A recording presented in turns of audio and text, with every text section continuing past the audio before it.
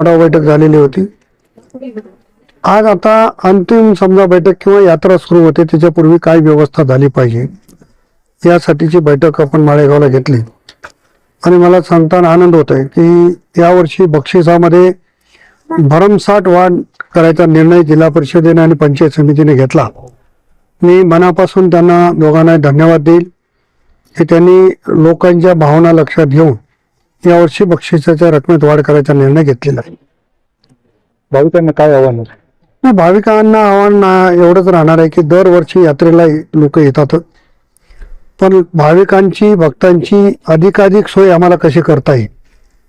मी 1992 पासून या यात्रेचं नेतृत्व करतो। खंडोबाच्या आशीर्वादानं सातत्यानं या यात्रेमध्ये येण्याची संधी मला मिळालेली आहे आणि 92 पासूनच्या आतापर्यंत या यात्रेत अनेक बदल होत गेले।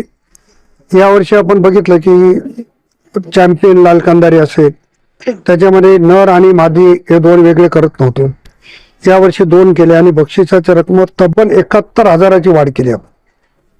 देवणीचं गट असेल, शेतकऱ्यांचे फळफळाचे प्रदर्शन असतील, दुग्ध स्पर्धा असतील, या प्रत्येक स्पर्धेमध्ये कुस्त्याच्या स्पर्धा असतील, शंकरपटाच्या स्पर्धा असतील, याच्यामध्ये प्रचंड बक्षिसाची रक्कम वाढवलेली आहे आणि मला वाटते की आता तरी माझ्यासारखा कार्यकर्ता या बक्षिसाच्या रकमेवर समाधानी आहे। दरवर्षी नियोजन होत असतं, बैठका लागतात, नियोजन केलं जातं, आपण आदेश देतात, परंतु दरवर्षीच ओरड होते की हे राहिलं ते झालं, इथं मिळालं नाही तिथं ते, म्हणजे यात्रा एवढी मोठी आहे, दक्षिण भारतातली सगळ्यात मोठी यात्रा आहे आणि एवढं करत असताना कुठेतरी कमी पडते ही गोष्ट काही त्याच्यात लपवण्यासारखी नाही आहे।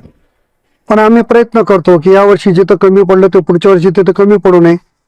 पण संख्या वाढत जाते, एखादी गोष्ट कमी होते, परंतु कमी राहू नये याचा प्रामाणिकपणानं प्रयत्न ग्रामपंचायत असेल, पंचायत समिती असेल, जिल्हा परिषद असेल आणि आमदार म्हणून मी असेल या ठिकाणी करतो। त्यांनी पाण्याचा प्रश्न यावर्षी जरा उद्भवला, तुटला का तो? प्रश्न सुटला। माननीय मुख्यमंत्री महोदयांचे मी जाहीर आभारही मानले की माननीय मुख्यमंत्री महोदयांनी तत्काळ सूचना दिल्या। पालकमंत्री महोदय पण याच्या संदर्भात बोलले, जिल्हाधिकारी आणि मुख्य कार्यकारी अधिकारी त्यांच्या लेवलला त्यांनी देखील प्रयत्न केले। थोडा किचकट प्रश्न असा होता की टंचाईच्या काळामधलं हे जे 2.5-3 कोटीचं बिल आहे, खरं तर तो महसुलाचा विषय होता, परंतु जिल्हा परिषदेवर ठेपल्या गेला, त्यामुळे ते PDF वगैरे झालं आणि मग PDF झाल्यावर तो ओपन करायचं नाही हा जो काही महावितरणचा नियम आहे त्याच्यामुळे होत नव्हतं। परंतु शासनाने विशेष बाब म्हणून 10 लाख रुपये भरून घेऊन ती योजना सुरू करायचे आदेश दिले आणि सुरू पण झाले। तर लोककला मंडळाचा आपण विषय उपस्थित केला, कमी होत चालली संख्या, आता यावर्षी काय त्याचे कारण मलाही माहिती नाही। परवा नटसम्राट रघुवीर खेडकर हे अधूनमधून मला बोलतच असतात आणि त्यांनी मला पण फोन केला होता आणि ते म्हणाले दादा आमचं संकट वाढत चाललंय आणि त्याचं कारण असं आहे की त्यांच्याकडे किमान 100 लोकांचा स्टाफ असतो। ते गेले, त्यांचे उपजीविकेचं साधन, मग त्यांच्यामध्ये पाल टाकणारे वेगळे आहेत, ठोकणारे वेगळे आहेत, जेवण करणारे वेगळे आहेत, गाडी चालवणारे वेगळे आहेत, कलाकार वेगळे आहेत आणि जे काही उत्पन्न होते त्यांचं खंडोबाच्या दरबारात चांगलं उत्पन्न होते अशी त्यांची भावना आहे म्हणून ते न बोलवता येतात, पण त्यांचाही सन्मान झाला पाहिजे ही भूमिका घेतली आणि यावर्षी त्यांच्या मानधनामध्ये आपण वाढ करायचा निर्णय घेतलेला।